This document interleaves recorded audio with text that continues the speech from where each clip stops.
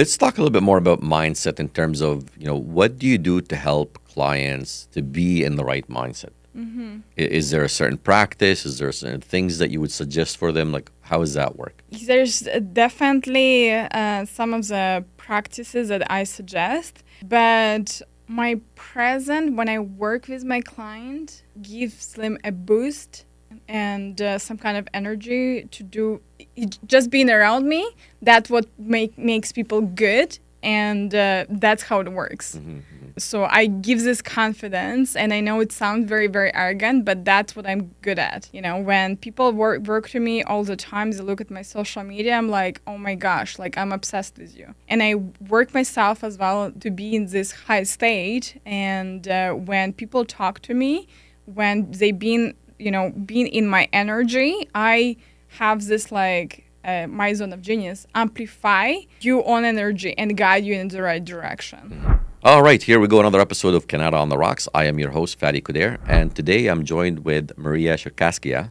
But one thing that sort of keeps repeating itself, it's more like a common theme, if you will, with everybody that sits in that seat. In this regard, that it's actually the same in your business, but also in the businesses that you're helping, which is basically at the end of the day, do what you're passionate about, and you'll find a way to make the money. Oh, absolutely. That's how it should be. It's not like how I make money and then I'm going to force myself to love it. It's like, what do you love to do? And then I can tell you can sell like anything out right now. So let's talk a little bit more about mindset in terms of, what do you do to help clients to be in the right mindset? Like, is there a certain practice? Is there certain things that you would suggest for them? Like, how does that work? There's definitely some of the practices that I suggest, but my present when I work with my client, it gives them a boost and some kind of energy to do. Just being around me, that's what makes people good, and that's how it works. So I give this confidence, and I know it sounds very, very arrogant, but that's what I'm good at. When people work to me all the time, they look at my social media, I'm like, oh my gosh, like I'm obsessed with you. And I work myself as well to be in this high state. And when people talk to me, when they being in my energy, I have this my zone of genius, amplify your own energy and guide you in the right direction. So what are some of the best practices that you would kind of want to leave people on to get themselves in the right mindset?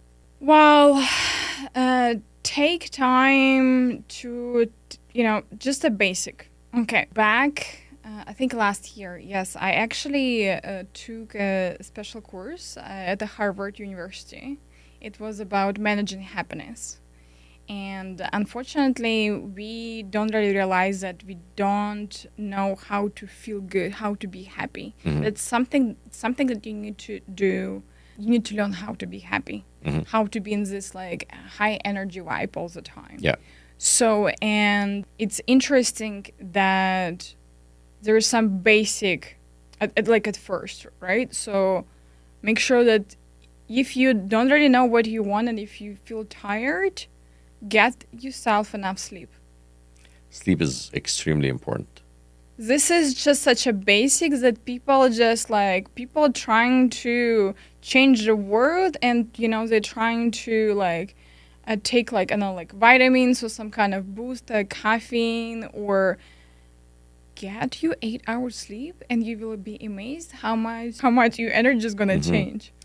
It's funny you say that because I feel like two things that are really, really important is sleep and what you put in your body. Absolutely. Just some basic activities, right? Yeah. And obviously, and this is kind of a bare minimum, take care of your sleep, stay hydrated, eat good food.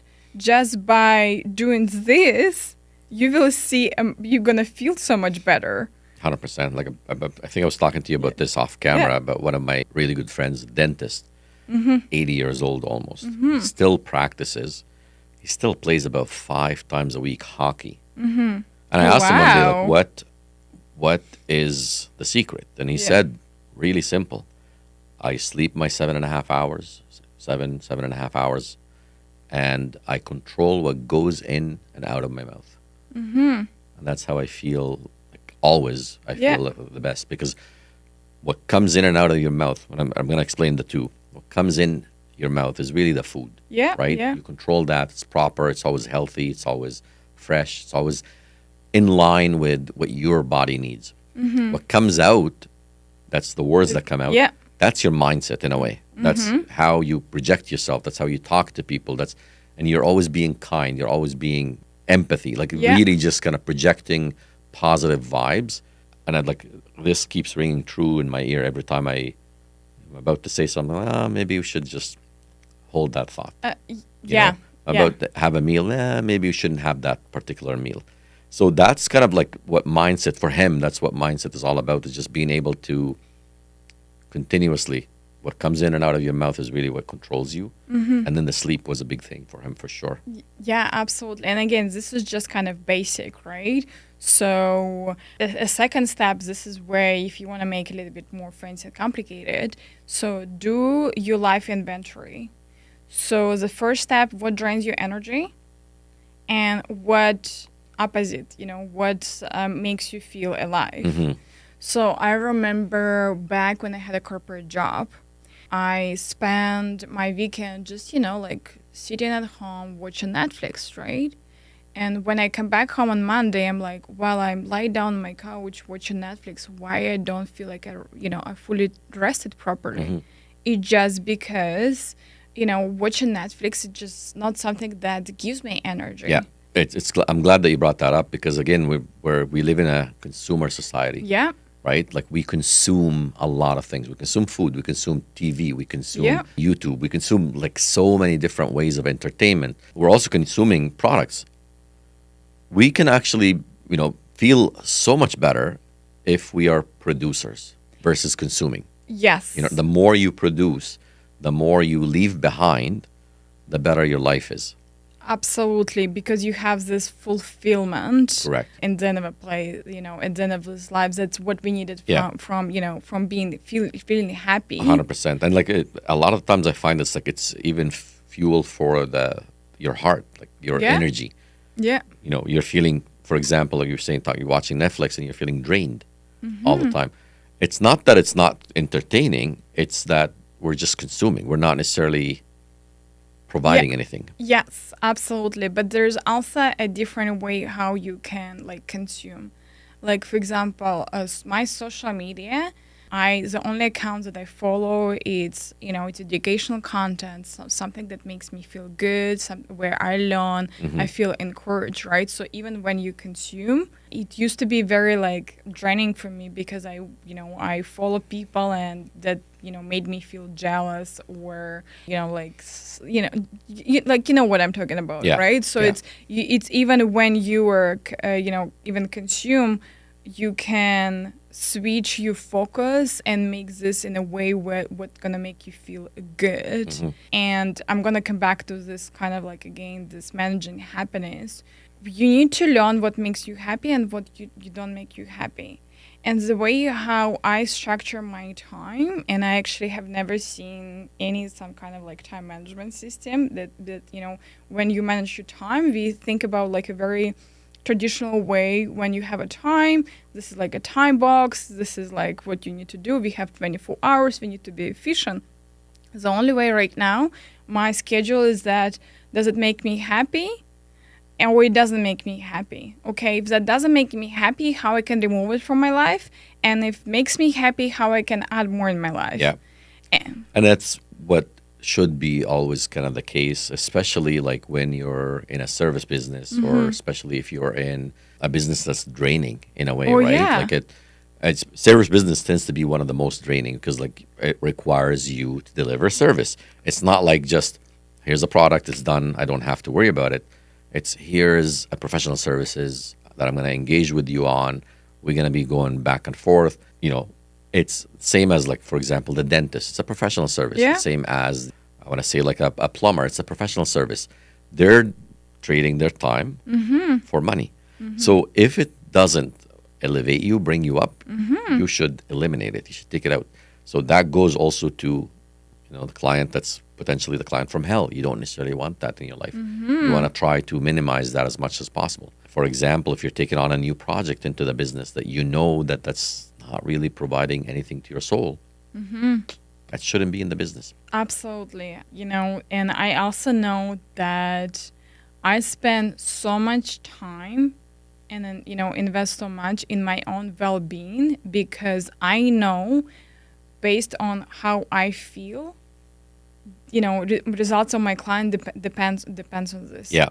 Right. Yeah. And that's why, like, when I say, okay, well, when people are around my energy, because I take care of myself so much, it helps my clients to keep going. And when I don't feel that I don't feel good, like, for example, last year I have like a little bit crisis. I had to even stop because I knew that I wasn't the best place to serve my client. And I think that what happened in the industry and what makes me feel a little bit sad, people more worry about money than actually, again, don't get me wrong, like, it's important to have both aspects, like money as well, but you need to provide your best service. And if you're not able to do that, stop faking something online, stop, making some fake promises, act in a place of integrity. And I think that's when we connect during networking events. We start talking about this integrity when it comes to providing a service to people around you. Yeah. So, and it's one of the reasons why, like, you have to have that sort of boundary to say, like, this is not the type of client that I service. I'm sorry, but I can't service you. Even though they think, sometimes the client might think that you're the best option for them, you have to be able to say, I don't think we're the right option for one another because of our values don't align. You don't have to say it like that. You could just say, maybe capacity, maybe something. But whatever the reason being is, you don't want to get to the point where you're trying to fill somebody else's cup when your cup is empty. Absolutely, that's so true. And you also can be transparent and say, listen, this is what my areas of expertise, this is what I'm able to do. I feel like I'm not the right fit for you, but if this person really persists and say, hey, I want to give it a try, you can give it a try as well, as long as you have you've been transparent. And especially, I feel like when you're just starting out, it might discourage some of people, right? Because you need to get experience in order to to get in a place where you feel good, right? And that's really where mistakes come in. Like, you have to make the mistakes. If you don't make the mistakes, there's no way that you're going to be able to learn anything. Absolutely. To be able to actually hold that sort of place of professional with the experience, right? Like, the experience is really comes from making mistakes. The more mistakes you make, the more you learn. Absolutely. But, if you don't really have like a result, right? So don't really make any fake promises, Let's say if you have never built like 6-figure business, don't go and coach people that. And then that's the thing too, like a lot of the times with, especially like what you said there, you've never done it before, you can't coach it. But let's take it back a little bit when we're talking about failures, right? Like, sometimes you're going to keep hitting failure after failure after failure. And like, we get to the point where people are just like, I just want to quit. Yeah. But really, you could be just one failure away from figuring out absolutely what it's supposed to be. Absolutely. So it's perseverance does definitely pay in the long run, but you do have to have a plan in terms of like, okay, well, I've seen what works based on other people that have done it. And then the good thing is hiring a coach like yourself is like, you're able to kind of point them in the right direction. Hey, like, I know you want to do this. You've never done it before, but so-and-so might have done it a bunch of times and made a bunch of mistakes. Maybe not necessarily copy them, but figure out the formula from them. Hire them if you have to. Pay them if you have to. And it's one of the reasons why a lot of times I say, like, especially in my business, there's a pay to play. What I mean by that, pay to play, is like you go and you learn from somebody that's done this 6 or 7 times. Do 5 to 10 transactions with them. Learn how they do those 5 to 10 transactions, and now you've earned the experience. You've made the mistakes, but at least, they're not necessarily mistakes that people are going to pay for. You've learned them in such a way that you can avoid them going forward. Absolutely. Yeah. Hence why crossing the chasm really makes sense. I'm sort of tying it back. That book is a life-changing book, especially if you're in the professional services business. It literally teaches you everything about what you need to do to be able to say, okay, I've done this enough times now. I've made enough mistakes Yeah. now that it's repeatable. And I can go ahead and actually make money out of this service or this software or this business that I'm into. I feel like we can talk about, business strategy and mindset and like setting things up. And if we go into sales, it's up. Oh my Yeah, God. I this won't is even totally stop. different topic. I won't even stop. I'll probably be talking for like the next 10 years.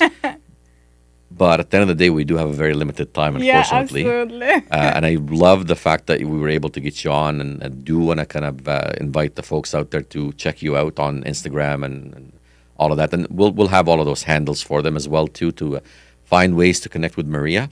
Yes. I'm not going to try to say her last name one more time, but Maria, thank you so much. Really appreciate you being on the podcast with us today. And I look forward to, learning more about what you can do to help other businesses. And for folks that are watching, if you like what you see, please don't forget to hit the like button. Hit the subscribe as well. That bell icon will actually allow you to see any episodes that come out, and you'll, get alerted about any new businesses that we have in this lovely city. And if you want to learn more about the specifically business strategy and mindset, don't forget to, reach out to Maria and then see how that goes. Again, really appreciate it. Thanks again, and have yourself a wonderful day.